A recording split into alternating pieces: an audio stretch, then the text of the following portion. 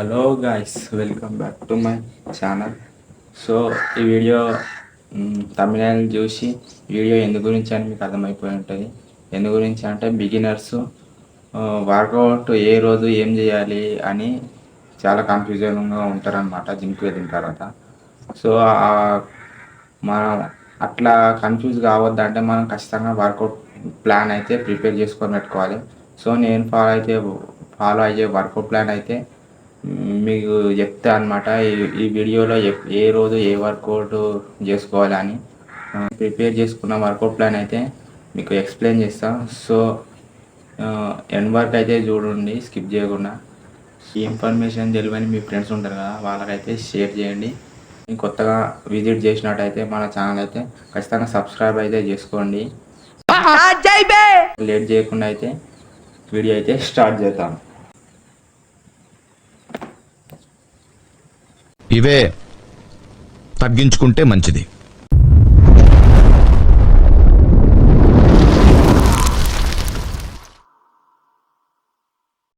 So guys, ఇదేనమాట workout plan. Screen పైన ఇస్తున్న స్క్రీన్ షాట్ అయితే తీసుకోండి.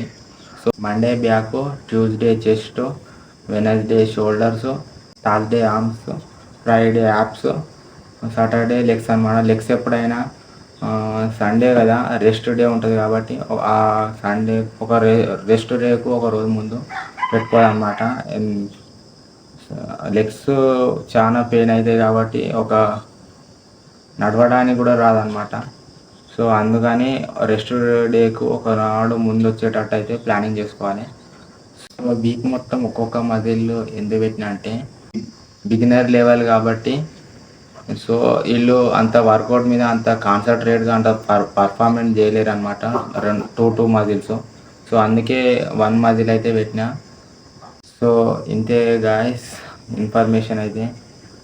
సో చెప్పే వీడియో మీకు ఇన్ఫర్మేషన్గా అనిపిస్తుందా, లేకుంటే నేను ఏమైనా మిస్టేక్ చేస్తున్నానా కామెంట్ అయితే చేయండి. సో మీ కామెంట్ చేయడం వల్ల నేను ఆ మిస్టేక్స్ అయితే రైట్ చేసుకుంటాను. సో వీడియో అయితే ఇంతే గాయస్. నచ్చితే లైక్ చేయండి, అట్లనే సబ్స్క్రైబ్ చేయండి. Thanks for watching guys.